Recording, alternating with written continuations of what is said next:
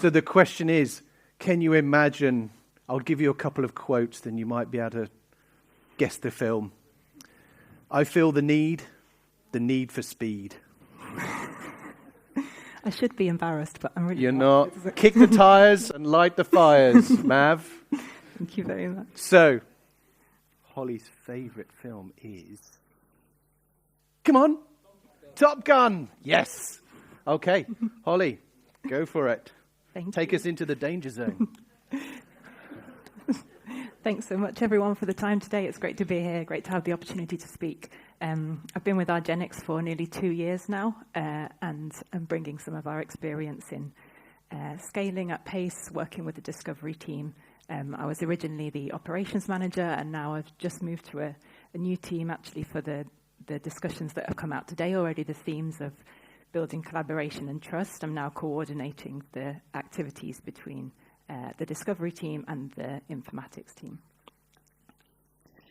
So as a personal path, just for an idea of kind of my mindset and how I fit into the digital scaling and back to the scientific world, started off with Illumina. So I was there for nearly 11 years. Started off in the lab doing product development, working on the sequencing instruments.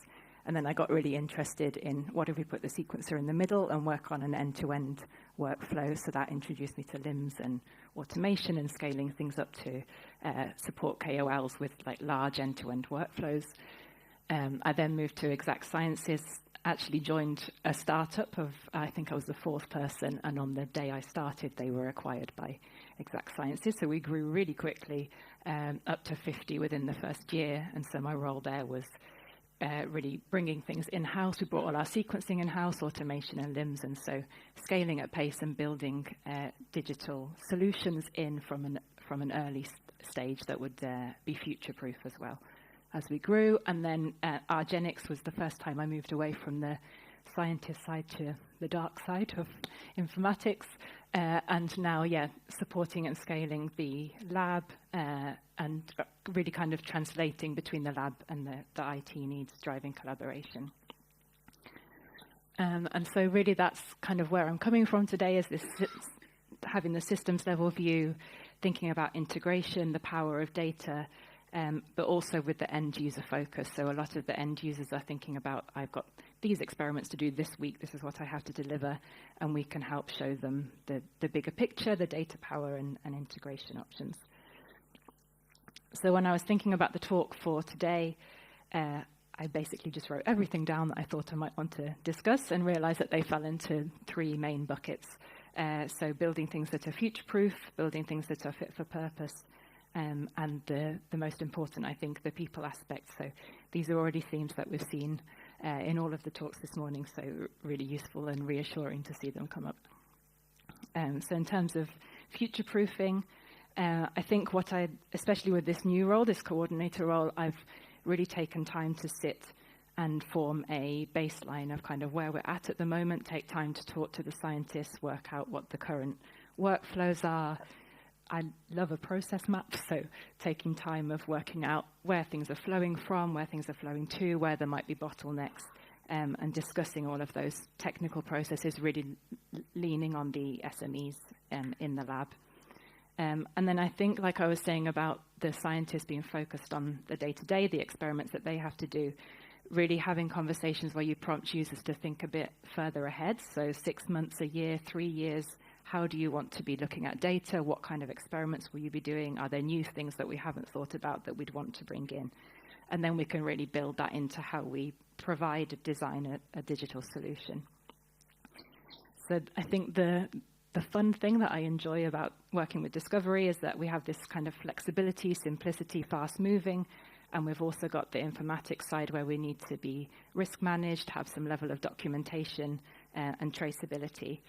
So really working to kind of balance that day to day, and also finding systems that fit the needs of the scientists rather than squashing a system onto the scientists and fitting that to the needs.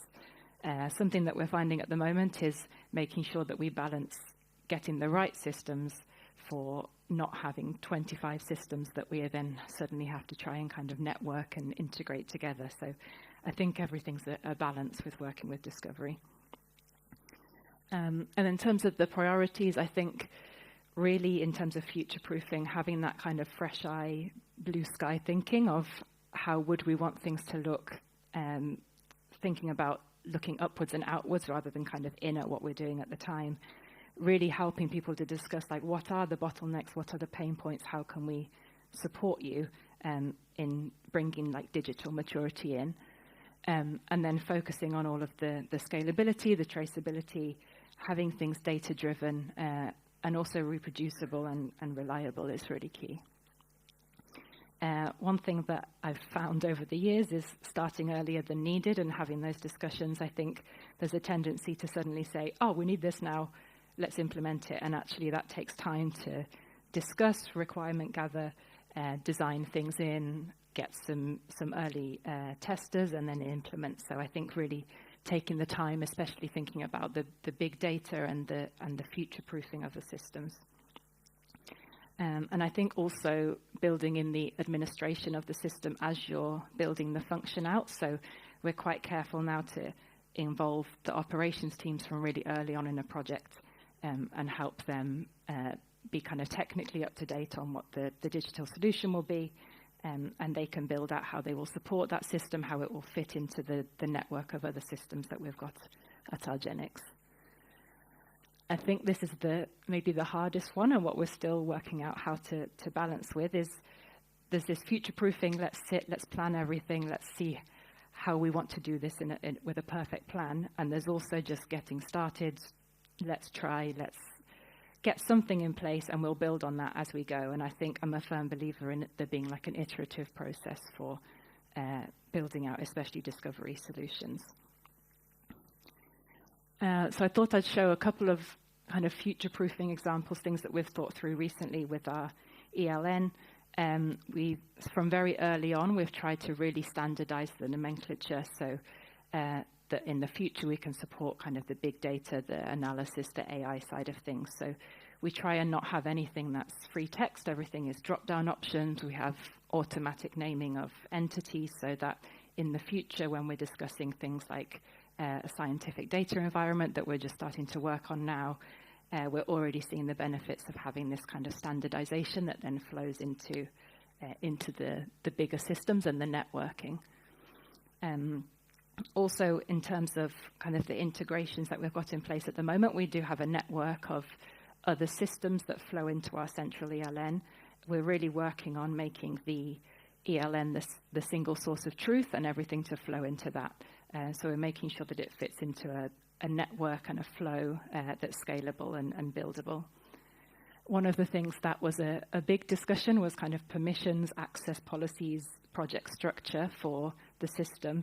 When we first started off, we had an idea of how we would work the projects and work the access, and then actually we stepped back and thought, in the future we'll have external collaborators, how would that work with our current process? And it wasn't going to fit. So actually sitting and designing it how it would need to be in the future really helped us to set up a structure that we can grow with and not have to go back and edit later.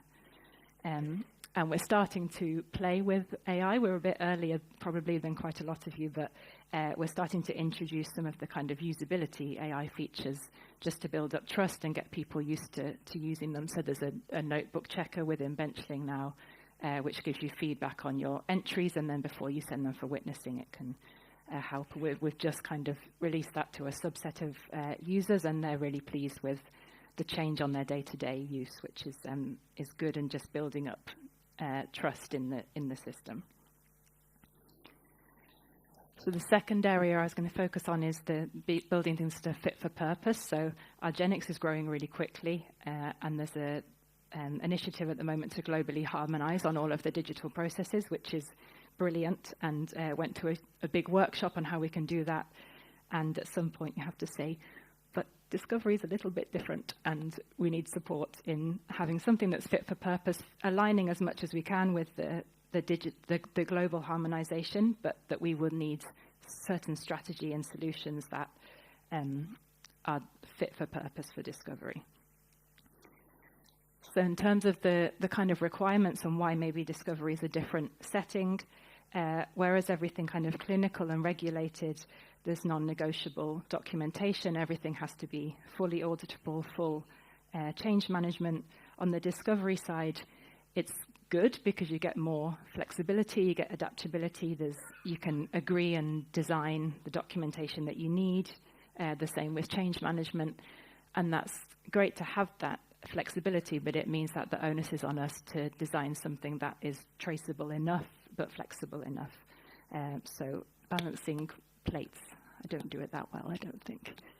And then in terms of finding the balance, I think what we're aiming for is these kind of repeatable, reliable processes, but also have fast turnaround time and are really flexible. So in terms of kind of my mindset maybe of how things can be with discovery and infra, really trying to balance kind of that flexibility and what sometimes is viewed as kind of a control that comes from the informatics side. So generally when there's a lot of flexibility, not much documentation, not much control, the discovery lab's really happy. They can get on with being creative, innovative, playing and designing. And then as control comes in, the scientists become less happy and quite quickly drop off. Like we were discussing, the trust goes down and the collaboration goes down. And then conversely, infra and systems groups, operations groups are slightly stressed when there's lots of flexibility, no documentation. And then generally, as there's more traceability and systems in place, they become happier. And so what we're really working towards at argenx is this nice balance where we keep the flexibility for the scientists. Our focus is that the lab is the heart of argenx, and so that's what we focus on, enabling their progress and quick turnaround times, but also that we implement some level of traceability and scalability so that we build a future-proof, fit-for-purpose system. And I think some of our biggest wins actually are really simple and probably quite boring, but they've made a big difference to my life. So in terms of kind of process and ops streamlining, when I first joined argenx, we had a lovely Excel sheet with probably 150 different tasks that were going on. And I was handed it and said, this is for you to manage change management. And it wasn't manageable at all. So what I did was took the time to implement Jira, move everything across to Jira. We have that as a centralized system. Our vendors and our managed services also have access to it. What we've found is that not only kind of reporting and manageability of the issues has gone up, but actually the throughput of what we can do has gone up a lot because it's just easier to manage. There's more visibility. We can prioritize much better than going through line by line of an Excel sheet. One of the other things that we've done recently is there was an initial implementation of ServiceNow for access requests, but it had really poor user acceptance, so scientists would be requesting access to a system and would have really slow response times. There were implementation issues. It would be half done, but not quite. And so what we did was just sat down and rethought everything from the ground up, redesigned all of the workflows. We've got it heading straight to our Ziffo Managed Services team or the Discovery Ops team. We have the approvals that it need, and the turnaround time is a couple of hours, whereas we were sometimes chasing things for weeks before. So I think one of the things that's really helped us is just to take a step back when we need to and start from scratch, rebuild something that's fit for purpose. And we did the same thing with impact assessments and dependency, so growing quickly. We've got a lot of different projects going on, a lot of different systems, and so we needed to be able to assess those impacts, look at the dependency between systems and within systems. So we, again, designed something fit for purpose for our change management. We defined 4 different levels of change. Anything that's standard change, we don't even track it. We know it has no impact. Up to level 4, which is core team reviewed and approved, full documentation process, dealt with as its own project with a PM. And we've also built that into our Jira system so that all of our impact assessments happens within the tickets in Jira. I think some of the common pitfalls when we're looking at scaling quickly and being able to do everything future-proof and fit for purpose is there's a tendency to just throw everything in and think we'll document things later. We just need to get started. Let's go. And we're currently trying to get a design summary together for something that was implemented over a year ago, and it's much harder than just quickly documenting as you go along, even if it's kind of a rough draft or in a specific format. So there's, again, that balance between getting things going and waiting until there's a full plan in place. So definitely a balance there. I think one of the fun ones is not listening to the loudest stakeholder, really thinking about who should I listen to, who do I need to prove value to, who are my stakeholders who are going to be adopting this, how do I sell the value to that, and what actually is the need, making sure that you do get the right requirements, not the requirements that are prioritized by certain groups or certain people. I think as well the idea that, especially with discovery, it's not implementing something as a one-time and then saying, okay, this system's set up, it's in place, we can get on with something else now. But the idea of constantly reiterating, going back, having questions, is it still useful for you? What do we need to improve? And the fact that it needs to be constantly reassessed and developed. And then I think I mentioned before as well, quickly falling behind if you implement when you need something. So taking the time to try and stay ahead of the game and give yourselves enough time to work on implementing the right solution in the right way for the right reasons. And this is my favorite and least favorite one probably, but I think people is the key all the way along. I've seen like really wonderful digital solutions before implemented to users who don't trust it, aren't collaborative in terms of the people situation and how people work with each other. And I think you can have the best solution, and if the people aren't behind it, then it's never going to fly. And in the same way, we've had solutions that we know are just a start point, people get behind it and the whole thing really does fly because there's these conversations and feedback, and you can really work on designing from the ground up a system and solution that works for everyone. So I think there's a lot into how you can build collaboration, and this is something I'm really working on now with the new role. But I think there's some amazing academic minds at argenx. A lot of the scientists are young and brilliant and creative. If they get given a kind of businessy IT slide deck presented to them that explains what a new system's going to be, it doesn't really translate. So I think trying to be aware of ways of thinking, also this kind of short-term experiment versus whole system. Not everyone has kind of the big data and the AI mindset. They're interested in doing their day-to-day experiments. And in terms of the communication, really trying to build out continual feedback, openness and alignment. The same as Sandra said, I think being in the lab is key, like getting to know people face to face, allowing them to come to you and say, this is really annoying me, this is a real pain point, please can we fix it, rather than having people in the lab all complaining amongst themselves about how things don't work, and then that's not shared back with the team who support the systems. And then I think one thing that we really try to balance carefully is that the lab work is the most important and it needs to go on, but we also need to hear the voice of the SMEs and build those requirements. So balancing the day-to-day work with the requirement gathering time and the testing time is really critical as well. These are some sweeping generalizations, I'm sorry. I think I can only say it because I was a scientist before, so I'm going to be brave. But I think generally the discovery development mindsets, less acceptance of process, control, restrictions, really rapid learning cycles, so they need quick iterative changes, fast response time, so message in the morning and something's changed in our ELN in the afternoon. And then kind of the value, the data that we've already spoken about of why a process should change.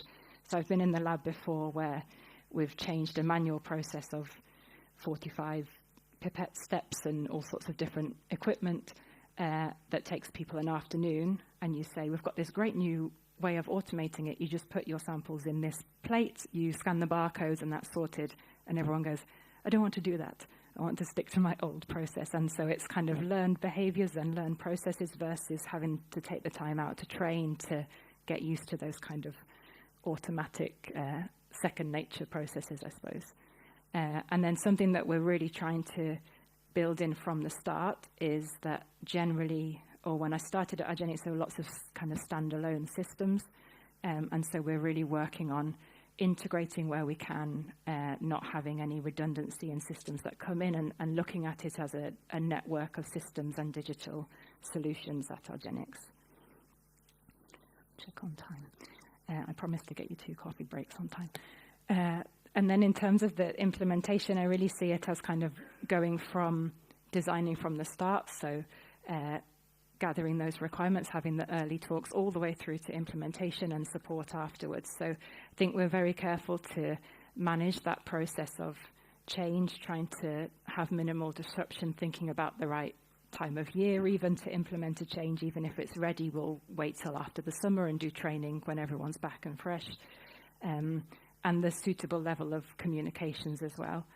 I think also just being kind of humble and a real human and saying, look, the things will slow down before they speed up. It's not that we implement this and everything's brilliant straight away. We need your feedback. We need your ideas of how we can improve things, and just, I think, the acknowledgement that it will take some time to build up into being worth it. Something that I'm trying to do at the moment is hit some of the low-hanging fruit, like Sandra was saying, of kind of those low complexity, high impact improvements, so that users really see quick the value of how this is helping them day to day. It encourages some feedback, it builds the trust, and then we can build in more complicated improvements afterwards. And I think similarly, if we can apply some of the automations for the menial tasks and the things that take a long time or are bottlenecks in the lab, people really start to see, oh, actually, this is moving along now because of this digital implementation. So showing that we prioritize the scientists' time and are thinking of ways that we can save their time. I think one of the key things as well is just really identifying some early adopters. So we have a wonderful group of, I think, 6 or 7 lab ambassadors. So they're scientists who will showcase early ideas to get feedback on, and then we ask them to go out into the lab and say, look at this new feature, or let's try this, and support the implementation. And I think that's far better than me going and saying to the lab, this is what we've done, and to play with it. And I think as soon as I can, as soon as there's a good amount of data, I'll try and share that back with the team early on, and also share some of the areas where we've identified there's room for improvement, and show there's a plan to keep improving. And then also in terms of measuring success, I think we've spoken through this about kind of integrating into the lab and having feedback. We're also trying to build out more on the user analytics, so some of the vendors are really useful in providing reports. We're working on KPIs to look at the success of adoption, and then really kind of data-led success factors. So what improvement in throughput are we seeing? What reduction in turnaround time are we seeing? Looking at first pass statistics in the lab as we think about kind of applying AI. Will it improve our screening throughput? Will it improve our molecule identification? And then also savings on the operational side. And then I think really everything boils down to kind of driving to the future, constantly iterating and moving with the team as they grow. So we try really hard to not sit still ever with any of the systems and the digital ideas. So sitting with all of the stakeholders, identifying the key stakeholders and having reviews of, are things still serving their purpose? What's not working anymore?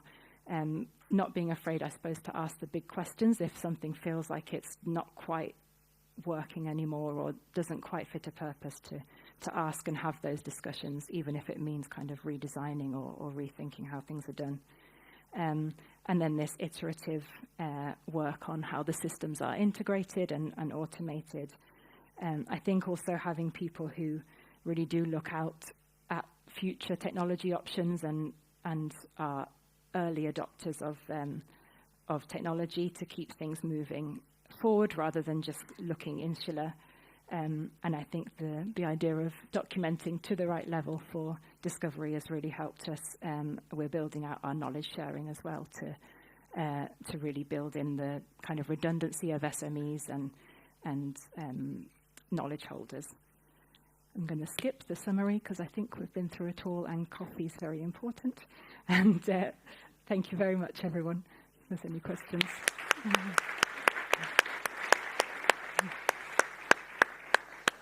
Super, thank you, Holly. Right, one or two questions? One question? Sandra.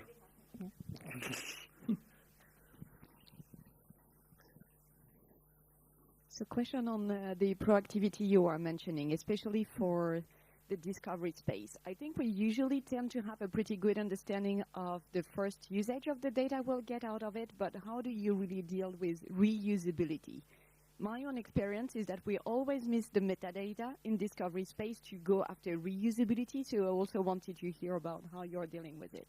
Yeah, it's definitely a challenge, and it's something that we're working on at the moment. Luckily, there's a few minds within the discovery side who also really focus on that. So I think one of the key things is now thinking of benchling RELN as in that way, rather than just an experiment tracker, thinking of how we can pull data in. We're starting to use like the app canvas and pull metadata out and start to look at what's missing at the moment or how would we want to use it. So we're quite early days in terms of that kind of metadata and larger analysis, but we're trying to look at what we've got now and design it in a way that's suitable.